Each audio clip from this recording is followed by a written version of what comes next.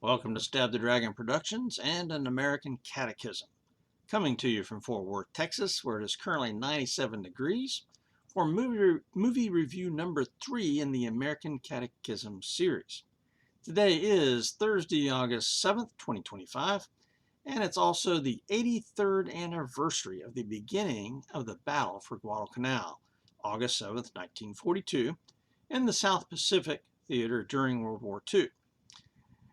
Today is also National Purple Heart Day, where we remember those who have been wounded in combat. My grandfather had a Purple Heart from World War I, serving in the Meuse-Argonne campaign. This past Monday was the 4th of August, and we did a video on the birthday of the United States Coast Guard, and tonight we have a Coast Guard story from the Battle of Guadalcanal. Last weekend, we watched the 1998 film, The Thin Red Line. Right there. And so I want to try to understand that movie better, so I discuss it here on YouTube. Along the way, I'll be sharing a whiskey with you from Hotel Tango Distilling. This is rye ready to drink. And the owner, the creator of Hotel Tango Whiskey, is a Marine Corps veteran, Travis Barnes, who served in Force Recon in some of the toughest fights of the Iraq War. So it's fitting to drink a whiskey made by a Marine, as it was the United States Marine Corps who invaded the Japanese-held island of Guadalcanal in August of '42. I've previously reviewed this whiskey under the title Hotel Tango Rye Ready to Drink Military Whiskey Review number 2 on July 7th of 2025, and then also over at Rumble on my American Catechism channel. Now, to the Thin Red Line movie. Just the facts. Screenplay and director Terrence Malick, produced by Robert Michael Geisler and John Roberdeau, however you pronounce that name, and Grant Hill for Fox 2000 and Phoenix Pictures. Starring a multitude of stars: Sean Penn, Nick Nolte, Jim Caviezel, Elias Koteas, John Travolta, and George Clooney also had bit parts. I gave this movie a 74, letter grade of C. My analysis and recommendation: to me, the movie was just too emotional, nonsensical, chaotic. It made several failed efforts at being deep and philosophical, but it ultimately failed. I do not recommend. Now, before we get to the movie, a little history of Guadalcanal. This is the fight that James Jones is writing about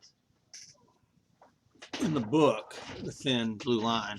And he was a veteran, Army veteran, 25th Infantry Division. He was there at Guadalcanal. So he fought the fight. And today is the 83rd anniversary of that beginning of that battle, where the Americans invaded to try to throw the Japanese off the island. I chose to watch this movie. It is one of only a couple of films about that battle. This film is 27 years old, and the World War II battle was a long time ago. And so this is something that we should not forget. Need to be remembered about it. World War II started for America on December 7th, 1941, when the Japanese attacked our base in Hawaii at Pearl Harbor. The Japanese had been at war with China and occupying Korea since about 1935, and their goal was to take over most of the islands of the Pacific and all of Southeast Asia to secure natural resources and achieve world-class status. Now, it's not talked about much, but the Japanese considered themselves to be racially superior to the Chinese, Koreans, Southeast Asians, and Pacific Islanders. So race was definitely a huge part of the war. And unfortunately, in our day, the only racial aspect of the war that is remembered is Americans were racist towards the Japanese. Go figure. Well, after attacking America and destroying our battleships, they continued expanding. They attacked the Philippines, Guam, New Guinea, the Solomon Islands, all over the place. Japanese won victory after victory. One of their goals was to isolate Australia so that the United States could not resupply Australia, and some in Japan wanted to actually invade Australia.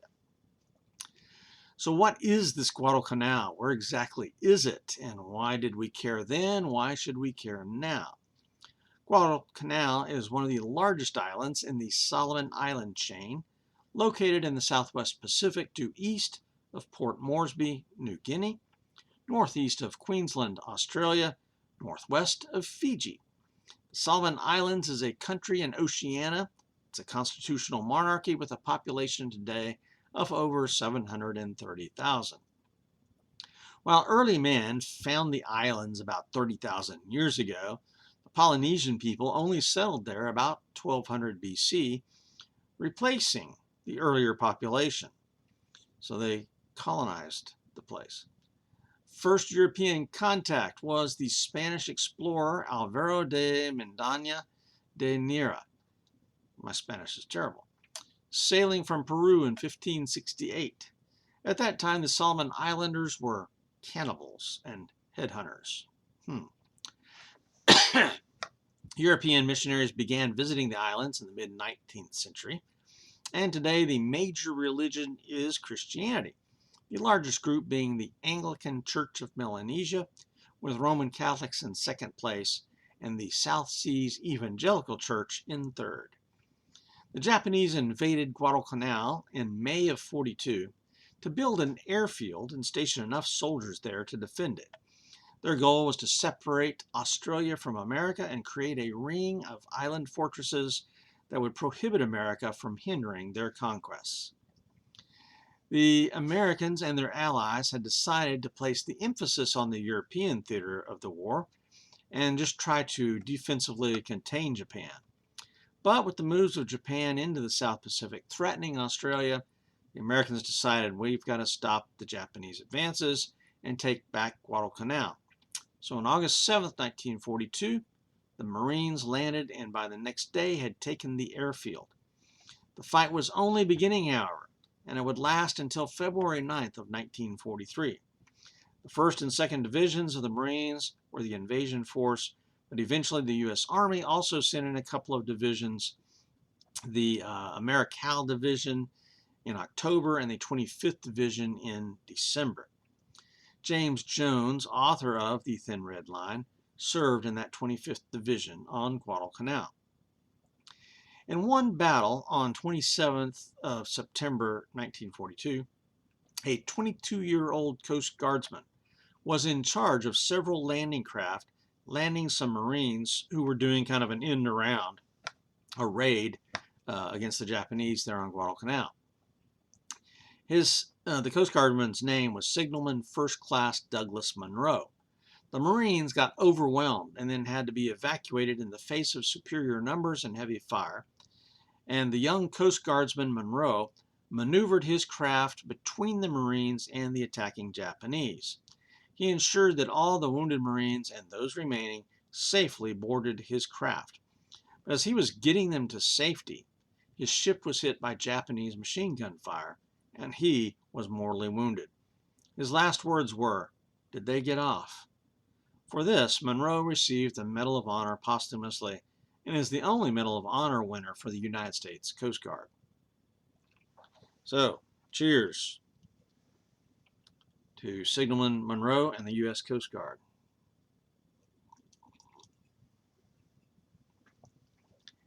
The importance of the battle. This was the first ground campaign of the war for the American forces, and they defeated the Imperial Japanese Army, while our Navy defeated the Japanese Navy in a series of battles in the area. And this stopped the expansion of Japan. It let Japan know that we were in it for keeps, we were going to fight to win. This battle set the course for victory in the Pacific War. What's the significance for today?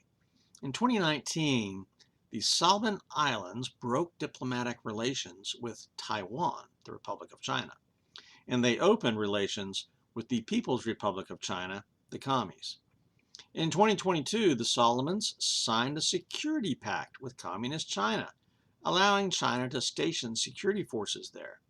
In essence, The land where we fought and bled and died in World War II, losing over 7,000 killed and almost 8,000 wounded, we have now allowed the Chicoms to take over? Really? Australia perceives this as a clear threat to their security.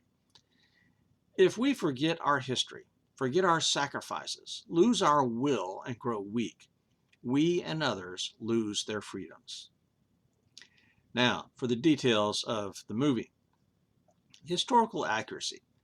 This movie is based on the novel of the same title by James Jones, and again, he did serve in the Army in that campaign on Guadalcanal. The names and geography in the story, though, have all been changed, so the movie is not really a historical account of the battle, but it's a fictionalized representation of the battle for Mount Austin and the men of Charlie Company, 1st of the 27th Infantry. The campaign there is not given any details about. The story is really all about just the horrors of war, the reality of mud and suffering in the Pacific. So in this sense, it's non-historical, but perhaps it's better to say the movie is emotionally and philosophically historically accurate. He's attempting to show the thoughts and feelings of the private soldiers in this war and the chaos of war. So historical accuracy, only 15 of 20 points. Movie production and background. Terrence Malick had not directed a movie in about 20 years apparently, and this project took 10 years from the first idea to hitting the theaters, 1988 to 98. But when casting began, actors were lined up wanting to be included in the project. Produced mainly in the jungles of northern Australia as well as on the island of Guadalcanal, some of the actors hung around after their parts were all filmed in the high heat, high humidity, mosquitoes and malaria possible, just to watch Malick at work and learn. His filming did not focus as much on the action as a movie like Saving Private Ryan would, so he avoids much of the blood and gore because he keeps cutting away to nature scenes when intense battles should be happening, or he cuts away to memories of Witt and his wife before the war, or of Witt and the natives and the village that he had gone AWOL in. And so there's constant cutting away and philosophizing in these things interrupts the flow. And so it's not heavy on the action. So movie production background, 4 of 5 points. Movie set, scenery, and wardrobe. Again, filming on location in Guadalcanal or Australia made for some excellent scenery, that's for sure. The wardrobe and equipment, though, was a bit suspect. The soldiers marching through the jungles up to the mountain simply were a bit too sloppy, not wearing the right uniforms and gear, not carrying enough ammunition. The emphasis seemed to be on the heat and mud, and soldiers deliberately not wearing their uniforms. And I've read enough accounts of this battle and other battles in the Pacific to get that, yeah, it was sloppy, it was muddy, it was hot, it was nasty, but these guys carried a ton of gear and lots more ammunition than I saw in the movie. They carried as much ammunition as they could, and in the movie that was not really much of the scenery or wardrobe at all. So 7 out of 10 for the movie set, scenery, and wardrobe. Music. Now the music was by Hans Zimmer. And the music seemed adequate, but not memorable to me. The musical score, though, was nominated for an Academy Award. And there was an album made and included a little bit more music than what the movie had. But to me, the music simply didn't reach the status of being memorable. Storyline and plot.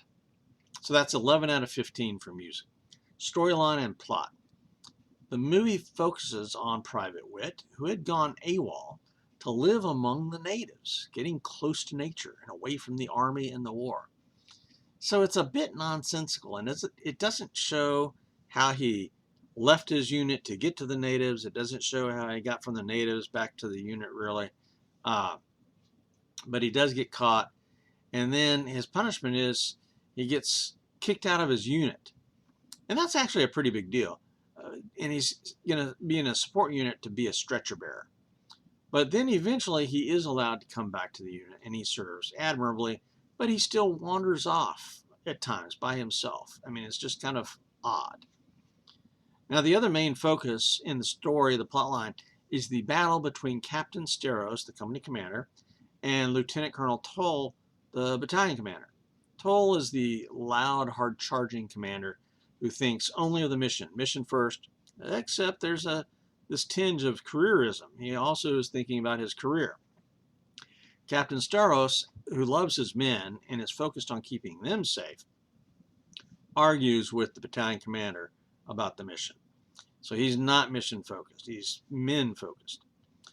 The plot is again interrupted repeatedly with little philosophical talks or thoughts inside of Wit's mind or whoever's mind. And they're very touchy-feely.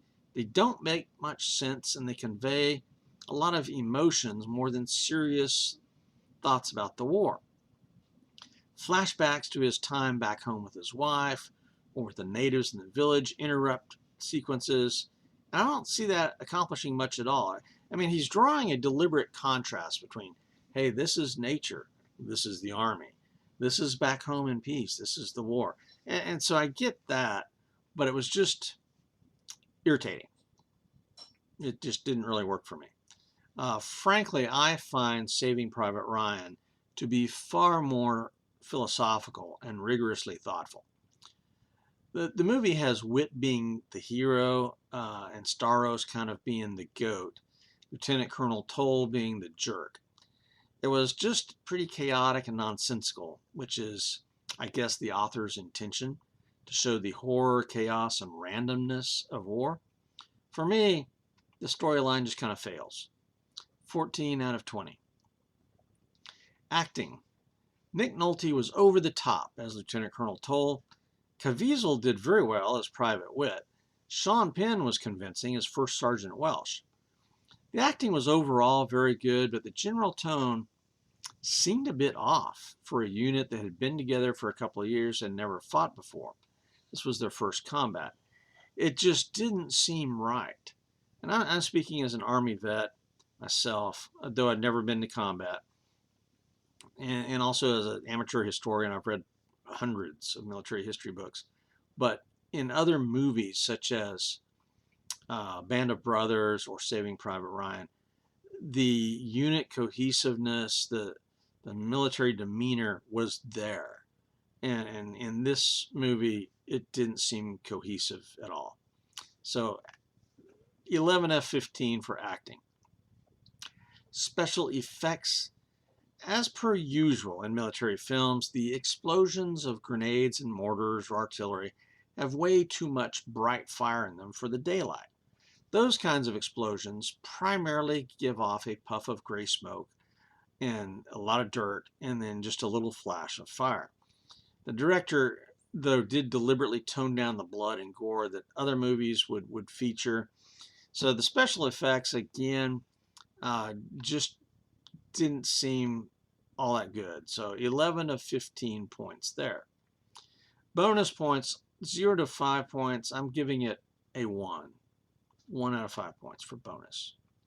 Giving me a total score of 74 and a letter grade for enjoyability and importance, a C.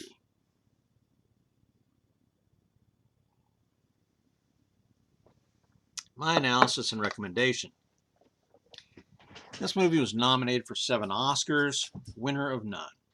The critics tended to love this film, but audience not quite as much, although it did make some money. There just was not much about this film that I liked at all. It was primarily an emotional film that tried to be philosophical, but it ultimately fails. It was nonsense. Having read several books again about the Battle of Guadalcanal, I think the movie actually kind of does a disservice to the men who fought there. The only thing positive about the movie was it may have motivated me to read the book. And so I've started this, and I'm in chapter 1, and I'm finding it to be exceptionally well written. So I may read all of this. And then I also started this one to get a real solid sense of the history. I have previously read Guadalcanal Diary by Tregascus. That's a classic. So yeah, the movie may motivate me to do some more reading, and so that's a good point. But again, there just wasn't much about the film I liked at all. I think the only thing positive here is that it moves me to read the book. I don't know. So I really cannot recommend this movie. All right, conclusion. Next time, I think the next video is going to be on my Texas Rye Whiskey Studies channel, and we'll look at a couple of rye whiskeys in a head-to-head competition. So for American Catechism, this is Stab the Dragon. Cheers out here.